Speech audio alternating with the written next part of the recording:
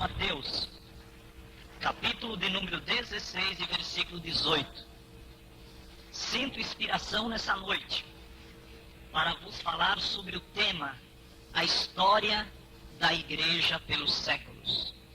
Com quantos eu posso contar com a oração por esse trabalho evangelístico? Então vamos ler. Eu lerei o versículo e depois vou pedir para todos repetirem. Primeiro eu leio só, diz assim, Jesus está falando. Pois também eu te digo que tu és Pedro, e sobre esta pedra edificarei a minha igreja, e as portas do inferno não prevalecerão contra ela. Repitam todos, por favor.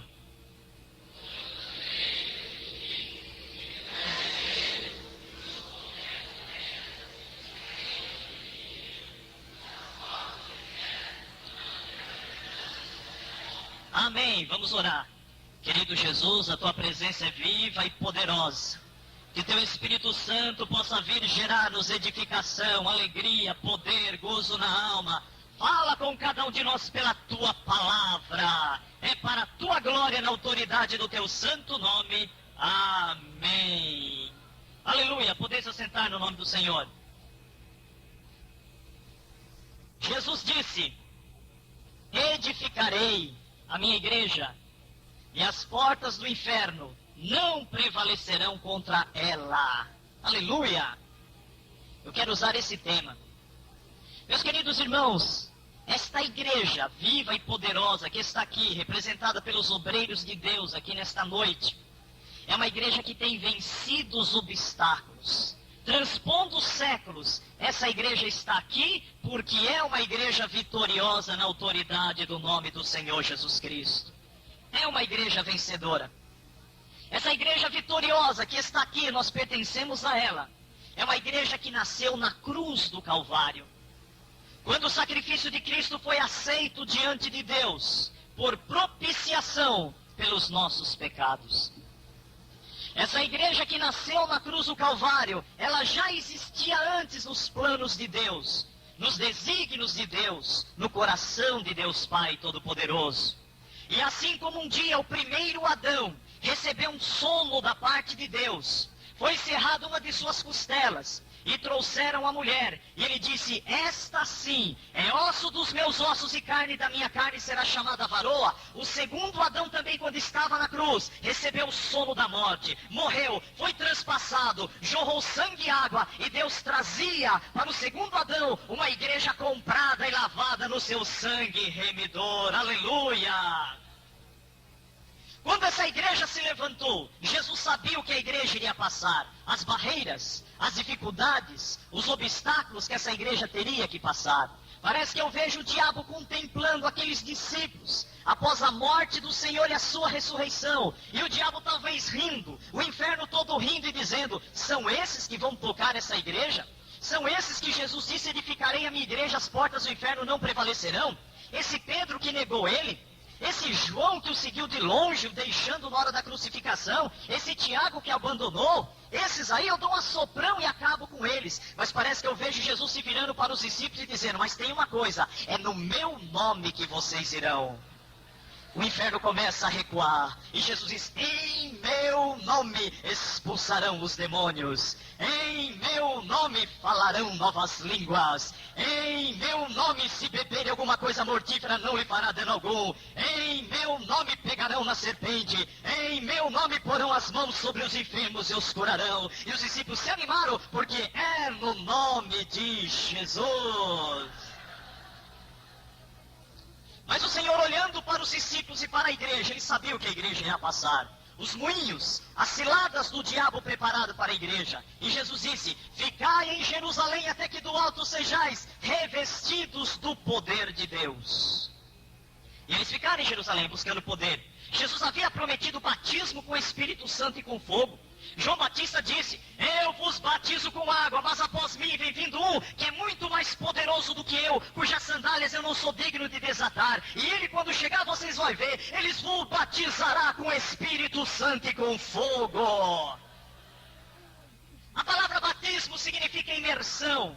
Quando o Senhor batiza um crente com o Espírito Santo, é como se houvesse, num simbolismo, um caldeirão, um tacho enorme glória de Deus. E Deus pega aquele crente e mergulha naquela glória sem ficar nada do lado de fora. E o poder de Deus transpassa espírito, alma e corpo. E quando ele sai cheio do Espírito Santo, pronto para fazer a vontade de Deus com alegria.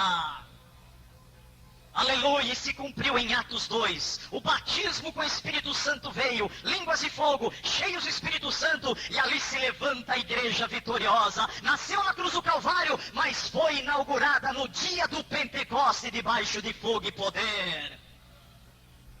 Meus queridos, quando essa igreja se levantou, o diabo tentou perseguir e acabar com a igreja.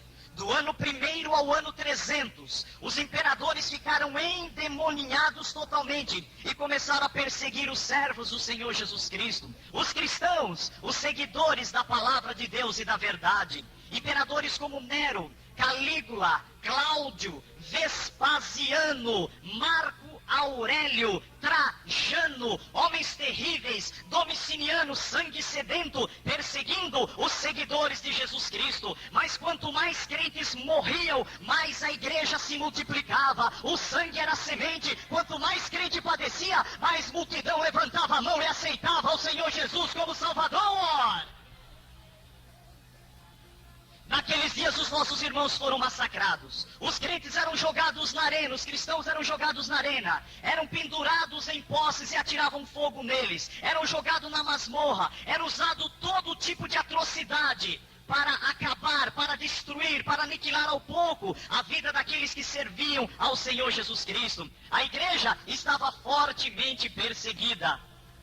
Numa viagem que eu estive em Israel, alguns pastores aqui estiveram também, que estão ouvindo esta mensagem. Eu vi lá um coliseu onde tinha os lugares da jaula dos leões. Havia aquelas arenas naqueles dias. E os soldados romanos faziam o quê? Era trabalho e diversão. Qual era a diversão? A arena. Naquela arena, eles colocavam animais dentro de jaula, depois soltavam. Os animais vinham para se atacar, porque era um jacaré num lugar, uma onça na outra, um leão, uma cobra, um urso. E aqueles animais se atacavam e sangue caía. Depois era a guerra de gladiadores. Ficavam lutando e o que vencia tinha que matar aquele que perdeu a luta.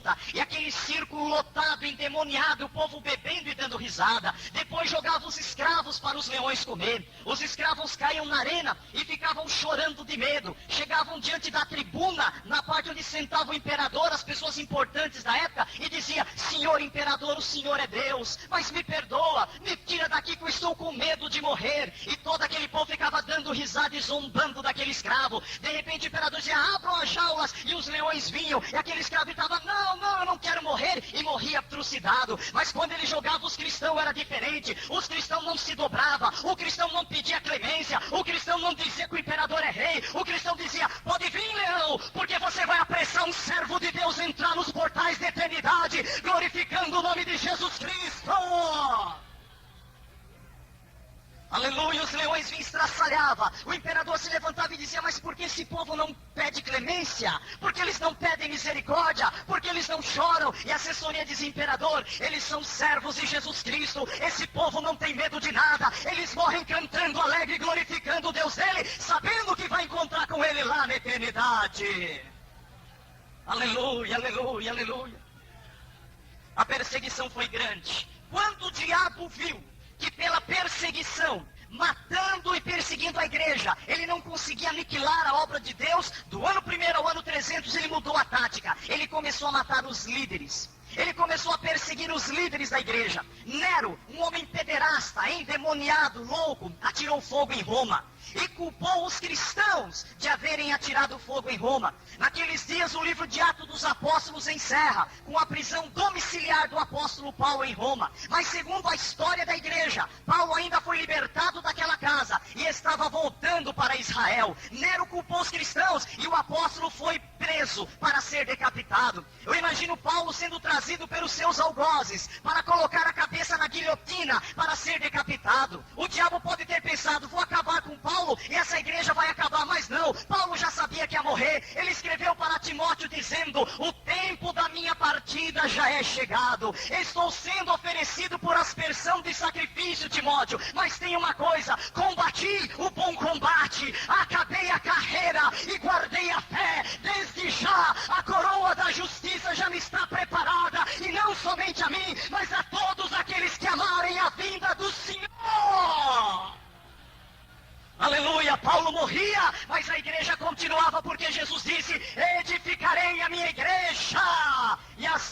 portas do inferno não prevalecerão contra ela. Quantos podem glorificar a Deus por essa igreja? Aleluia, aleluia, aleluia, aleluia, aleluia, aleluia. Naqueles dias mandaram pegar Pedro para martirizá-lo. Diz a história da igreja que ele estava pregando por Roma também, quando prenderam ele e levaram para ser martirizado. Eu imagino Pedro, o apóstolo, diante dos seus algozes. E o soldado dizendo, nós vamos te crucificar, você vai morrer igual o seu Senhor. E Pedro dizendo, não, eu não sou digno de morrer como meu Senhor morreu, mas eu tenho pedido, me crucifiquem de cabeça para baixo.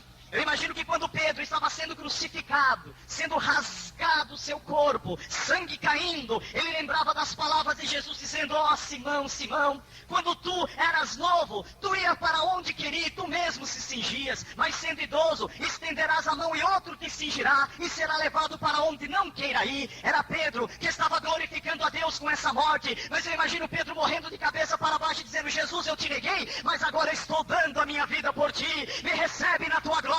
Paulo morreu, Pedro morreu, mas a igreja continuou vitoriosa, porque Jesus disse, edificarei a minha igreja, e as portas do inferno não prevalecerão contra ela. Aleluia, aleluia, aleluia. O apóstolo João foi perseguido. Antes de ser banido para a ilha de Pátimos, pegaram um tacho de óleo quente e mergulharam o servo de Deus para ele ser queimado até os ossos, para cair a pele dele, óleo quente, mergulharam. Mas diz a história que João amava até os soldados que estavam martirizando ele com amor de Deus, e quando mergulharam e tiraram, não tinha acontecido nada. O poder de Deus protegeu o seu servo, e ele saiu ileso para a glória do nome do Senhor. Aleluia, aleluia, aleluia. A perseguição continuava. Os discípulos dos apóstolos foram da mesma maneira. Diz a história que em Antioquia havia um bispo chamado Inácio. Pegaram Inácio e foram levar para a arena, para os leões devorarem Inácio. Os cristãos, os irmãos abraçavam ele e choravam pelo caminho, dizendo, não vai, pastor Inácio, as feras vão estraçalhar. Mas Inácio ia profetizando e dizendo, eu sou trigo de Deus, e pelos dentes das feras serei esmigalhado. Mas quando essa minha carne cair na arena, eu verei o rosto daquele que eu tenho servido aqui na terra, e vou glorificar o nome dele na sua presença. Aleluia! Em Esmirna havia um bispo chamado Policarpo, discípulo do apóstolo João. Pegaram Policarpo e levaram para ser queimado. Os algozes, o carrasco era amigo de Policarpo. Na hora de atirar fogo, disse Policarpo, nega o nome de Jesus para você ficar vivo. E Policarpo diz, acende mais rápido, eu não tenho medo de morrer não. Eu quero encontrar com aquele que eu tenho servido aqui na terra e tem perdoado os meus pecados. E ele morreu glorificando o nome do Senhor. Obreiro de Deus, glorifique a Deus essa noite, porque você faz parte dessa igreja.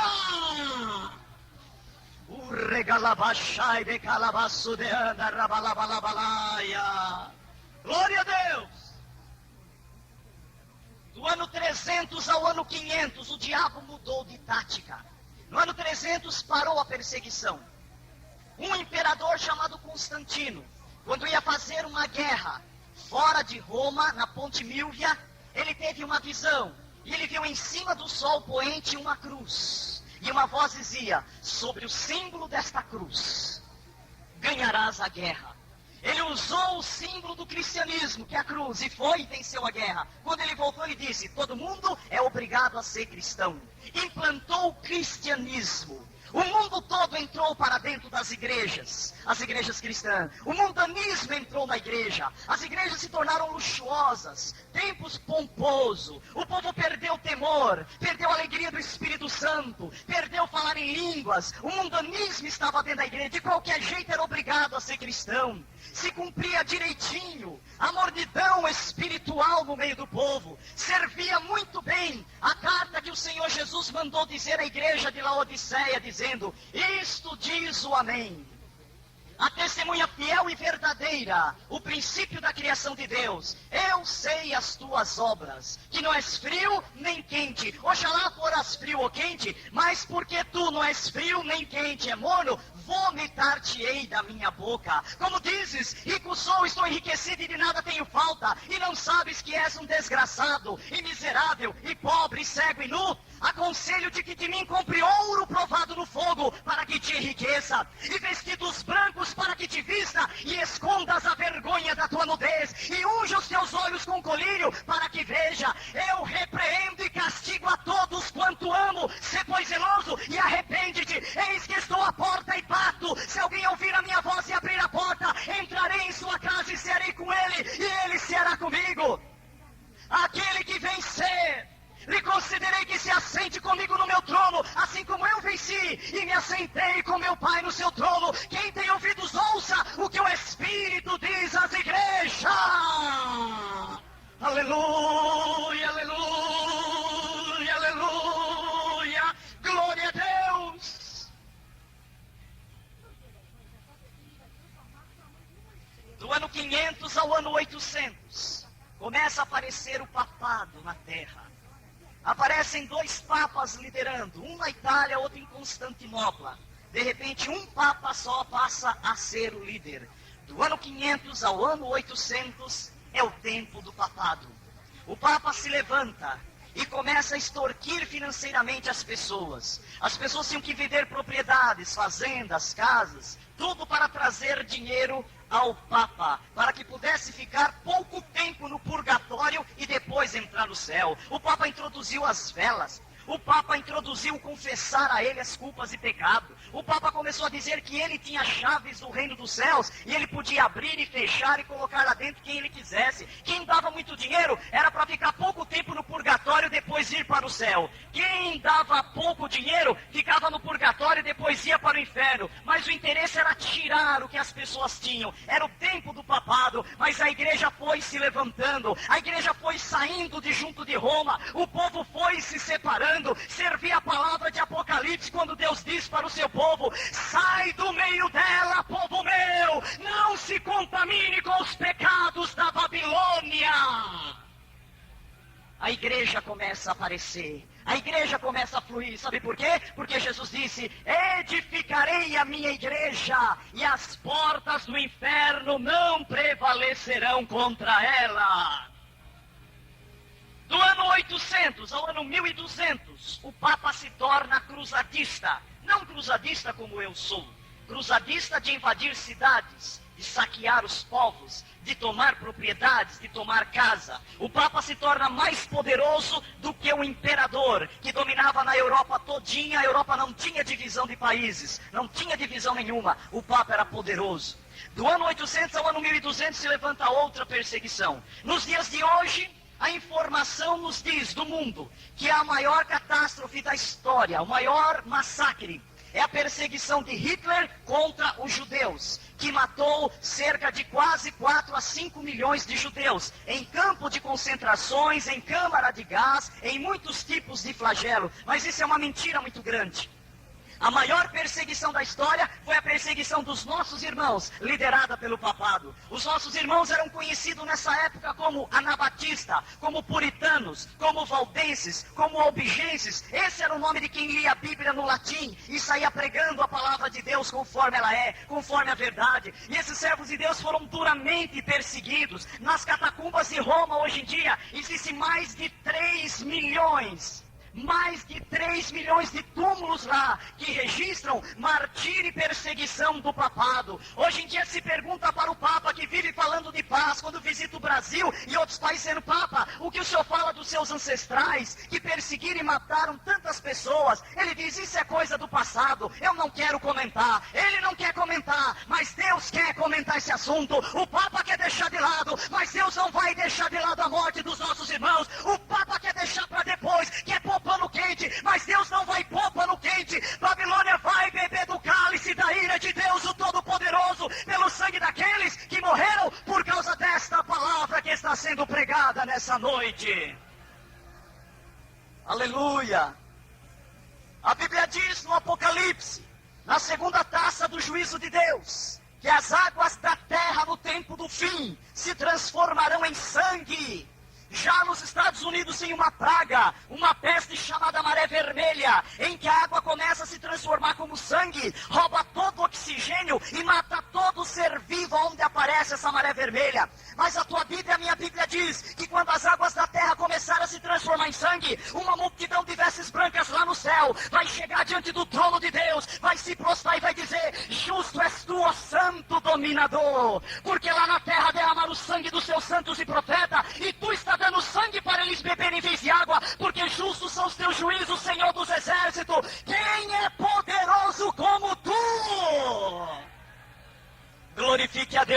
seu justo juízo nessa noite. Glorifique a Deus, porque Ele julgará a Babilônia. Roma não escapará do cálice da ira de Deus, o Todo-Poderoso. Aleluia! Do ano 1200 ao ano 1500, começam a surgir pregadores da palavra de Deus. Homens que aprenderam o latim e começaram a pregar a Bíblia Sagrada. Aparece Savonarola. Savonarola começa a pregar a palavra de Deus. E o povo de Florença, na Itália, começa a se converter. Se convertia tão maravilhosamente o povo, que as crianças saíam de casa em casa, pegando as máscaras carnavalescas, pegando as revistas imorais, levava para a praça da cidade, fazia uma pilha, atirava fogo, e o povo ficava em volta, cantando hino de louvores a Deus pela conversão de milhares. A pregação de Savonarola era sobre o juízo de Deus no livro do Apocalipse, e milhares de pessoas estavam se convertendo. O Papa tentou comprar Savonarola, mandou presente para ele devolveu para o Papa, dizendo que não aceitaria. Então o Papa deu o veredito: queime esse herege na praça. Queimaram Savonarola, que morreu com alegria, glorificando o nome do Senhor, dizendo que a sua missão estava cumprida. Deus levanta outro pregador. Deus levanta um homem chamado João Hus. João Hus se levanta e começa a pregar, e afluem as multidões, e o povo se convertendo a Deus, e as multidões vindo. Aí o Papa manda queimar João Hus na praça, e quando João Hus está para ser queimado, ele solta uma profecia, porque a palavra Hus significa ganso, e Hus diz assim na hora de ser queimado: eu sou o ganso de Deus, e pelo papado serei queimado. Mas daqui a 100 anos Deus levantará um cisne, e esse o papado não conseguirá queimar. Levante a sua mão e glorifique a Deus, porque você faz parte dessa história, dessa igreja vitoriosa.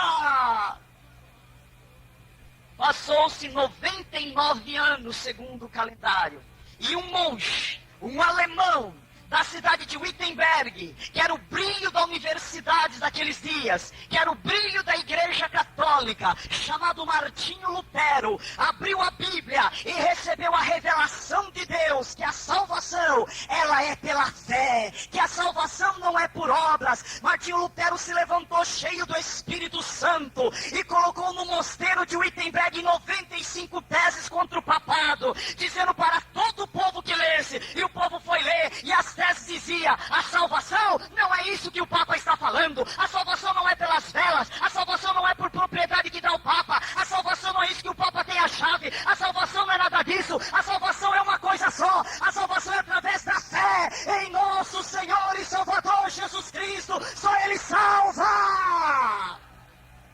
Aleluia, glorifique a Ele, porque só Ele salva.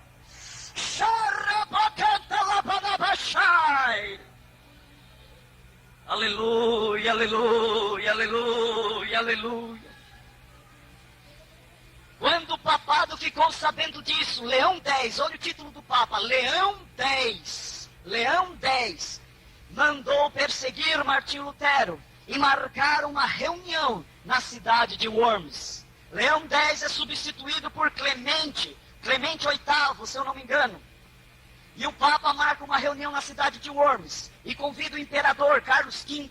E lá estão bispos, cardeais, delegados, príncipes, barões, o Papa, o imperador, a maior corte de toda aquela região da Europa, esperando esse homem herege que está pregando uma doutrina diferente e está arrastando multidões atrás dele por causa de uma tal reforma. Martinho Lutero vai se dirigir de Wittenberg para a cidade de Worms, e quando Martinho Lutero entra na carruagem, os irmãos vêm chorando e dizendo: Lutero, não vai porque o papado vai te queimar, você vai ser mais um como Savonarola, você vai ser mais um como João Hus. Mas Martinho Lutero disse: eu estou indo em nome do Senhor, estou pronto para dar a minha vida por amor do Senhor. A história diz que Martinho Lutero era cheio do Espírito Santo, falava em línguas estranhas, profetizava, tinha visão, evangelizava pessoalmente, era cheio de Deus na vida para enfrentar o papado daqueles dias. E vocês sabem o que a história conta? Que quando Martinho Lutero estava na carruagem, o dirigente da carruagem: pare a carruagem. O dirigente para, ele desce, sobe na carruagem, olha para o céu azul e canta o hino da reforma dizendo: castelo forte é o nosso Deus, espada e bom escudo, com seu poder defende os seus, em todo transe agudo. Aleluia! Sinta a inspiração de Martinho Lutero. A estrofe, a primeira e a segunda, diz assim: castelo forte é nosso Deus, espada e bom escudo, com seu poder defende os seus, em todo transe agudo. Com fúria pertinaz, persegue Satanás, com ânimo cruel, astuto e muito rebel, igual não há na terra. As nossas forças nada faz, estamos sim perdidos, mas nosso Deus socorro traz, em seu Filho escolhido. Triunfa na batalha. Quantos podem glorificar Deus porque Lutero estava cheio do Espírito Santo. Oh, aleluia, sinta isso, sinta que você faz parte da história da igreja, irmão. Obreiro, você faz parte dessa história.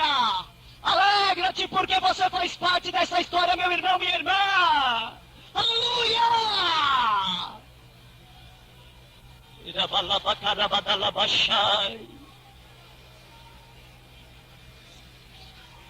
Aleluia, aleluia.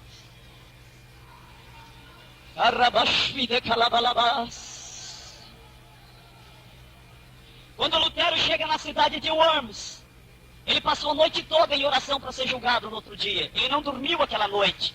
E no outro dia, quando ele foi julgado, Deus deu tanta sabedoria na boca daquele cisne, que nem o imperador, nem os delegados, nem o papado, ninguém conseguiu achar uma palavra para condenar Martinho Lutero. Ele foi excomungado, mas ninguém conseguiu condená-lo à fogueira, à morte. E Lutero sai vitorioso daquele julgamento, porque o nome do Senhor foi glorificado ali. E quando Lutero sai, os irmãos de lá abraçam ele e dizem: Lutero, o Papa está furioso porque não conseguiu te pegar em palavra nenhuma. Ele não conseguiu te matar agora, mas ele vai colocar espião no caminho para tirar a tua vida, para te matar. Deixa a gente te raptar. Nós temos um castelo aqui perto. Vamos te levar para o castelo e lá você fica trabalhando e ninguém vai te achar por um tempo. Lutero aceita ser raptado. Vai para um castelo e fica isolado. E o povo todo perguntando: onde está Lutero? Onde está Lutero? Onde está Lutero? De repente começa a aparecer Bíblia traduzida em inglês, Bíblia traduzida em francês, Bíblia traduzida em holandês, Bíblia traduzida em alemão. Todo mundo dizendo: Lutero está vivo fazendo a obra de Deus, traduzindo a Bíblia Sagrada. Diz a história que o diabo ficou tão revoltado de Lutero traduzir a Bíblia, esparramar, o povo começar a ler, ficar contra o Papa, igreja se levantando, que o diabo foi lá pessoalmente a Lutero: para de traduzir a Bíblia, você não é digno, olha eu trazendo seus pecados aqui. E Lutero vai ver aqui no pergaminho que o diabo traz, e estavam as faltas dele. Lutero fica triste e diz: só tem esse. O diabo diz: tem mais. Lutero diz: vá buscar. Volta Satanás mais tarde com o segundo pergaminho, escrito por dentro e por fora. Lutero ora e confere e vê que o pai da mentira dessa vez está falando a verdade. O diabo estava anotando nos detalhes as suas falhas, as suas fraquezas, as suas faltas, só para Lutero parar de traduzir a Bíblia para não acontecer a reforma. E Lutero chega e diz: só tem esse? O diabo diz: tem o último, terceiro. E Lutero diz: vá buscar. Volta o diabo com o último pergaminho e dá para Lutero. Lutero está triste, não sabia o que responder, mas Jesus disse: quando vocês, meus servos, estiverem diante de uma autoridade e não saber o que responder, não se preocupe, porque o meu Espírito Santo colocará palavra de resposta na vossa boca. Lutero recebe uma resposta de Deus, olha para o diabo e diz: eu tenho uma resposta para você. Pega a pena, molha na tinta vermelha e escreve porrada em diagonal nos 3 rolos, dobra e diz: pode ler. Eu imagino o diabo pegando com uma cara feia, olhando, dizendo: mas que saída Lutero encontrou? E quando o diabo lê, está escrito em cima das faltas: mas o sangue de Jesus Cristo, Filho de Deus, me purifica de todos os meus pecados. Levante a mão e glorifique a Deus, porque esse sangue tem poder, tem poder, tem poder, tem poder, tem poder, tem poder, tem poder.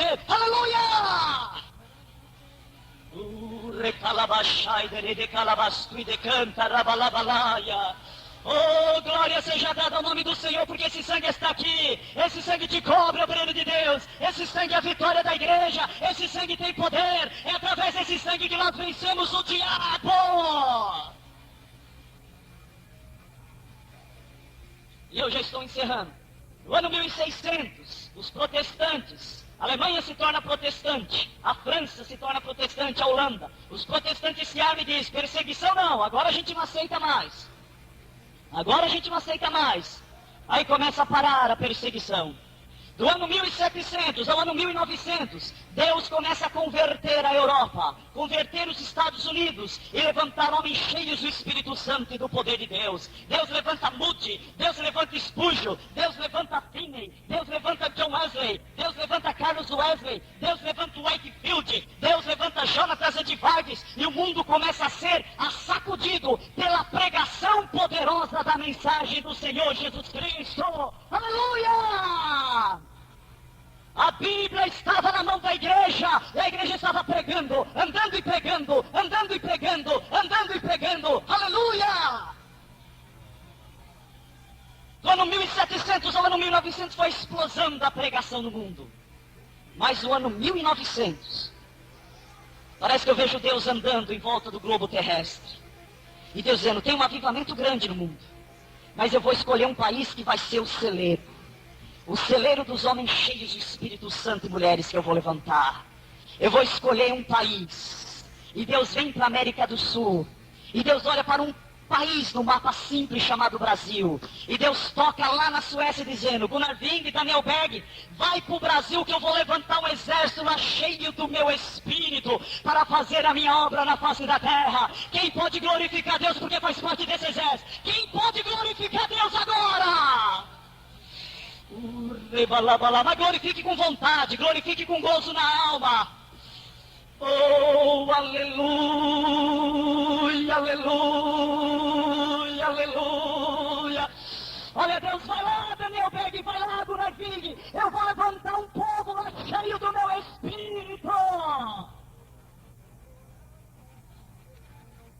Vem Daniel Berg, vem Gunnar Wing para Belém do Pará. E diz, nós recebemos uma chamada de Deus. 1910 em diante eles começam a trabalhar. E lá no Belém do Pará, levanta um salãozinho pobre, um salãozinho humilde. Mas eles pegam uma plaquinha de madeira e escreve o título, Assembleia de Deus. Esse é o trabalho que Deus nos mandou levantar. Nós somos humildes, mas vamos levantar. Quando põe a plaquinha, a mão de Deus baixou. E Jesus começou a salvar no Brasil todo. Salvar, salvar, salvar, salvar, salvar, salvar, salvar, salvar, salvar. E batizar com o Espírito Santo, e libertar, e aumentar. A Assembleia de Deus é o gigante que Deus levantou em todo o mundo. Aleluia, aleluia. Glorifique a Deus porque você está aqui no Brasil. Glorifique a Deus porque você é da Assembleia de Deus. Glorifique a Deus porque você faz parte dessa igreja vitoriosa. Aleluia. Eu estava nos Estados Unidos em abril e eu ouvi um testemunho lá. Um pastor, reitor de uma faculdade evangélica na Flórida, americano. Ele estava orando, esse pastor, dizendo, Senhor, eu sei que tu vai levantar muitos americanos com poder, cheios do teu Espírito para pregar a tua mensagem no mundo todo e abalar o mundo nos últimos dias da tua igreja antes do arrebatamento. E ele começou a sentir o poder de Deus, e Deus veio até ele e disse, meu servo, dessa vez você está enganado. Ele falou, por que, Senhor? Tu não vai levantar o povo aqui americano? Deus disse, não, dessa vez não são os cabelos loiros e os olhos azuis que eu vou levantar, mas lá na América do Sul eu já tenho um povo cheio do meu Espírito. São eles que eu estou levantando cada vez mais. Eles vão evangelizar o mundo todinho e a minha palavra vai ser proclamada com poder. Se prepare porque você faz parte desse exército. Você que tem chamada de Deus. Quem tem chamada de Deus aqui fica em pé glorificando o nome do Senhor agora. Glorifique a Deus, glorifique a Deus, glorifique a Deus porque você faz parte desse exército, glorifique a Deus por causa da tua chamada, glorifique a Deus agora, agradeça a Deus porque você é a igreja do Brasil, a igreja que Deus vai usar no mundo todo, a igreja que está abalando as nações. Aleluia, aleluia, aleluia. Eu quero dizer que uma das últimas tentativas do diabo de calar esse povo foi a tramitação de um projeto no Congresso Nacional sobre a lei do silêncio, para que o povo não pudesse sentir o fluir do Espírito e abrir a boca e glorificar a Deus e falar em línguas e exaltar o nome do Senhor. Ia ser tudo controlado por menos de 60 decibéis. Mas eu pergunto, como que o diabo tem força para apagar esta obra que foi Deus que levantou? O povo de Deus orou, o projeto já caiu, sabe por quê? Jesus disse, edificarei a minha igreja, as portas do inferno não prevalecerão contra ela. Eu quero pedir para vocês levantarem a mão e agradecerem a Deus agora.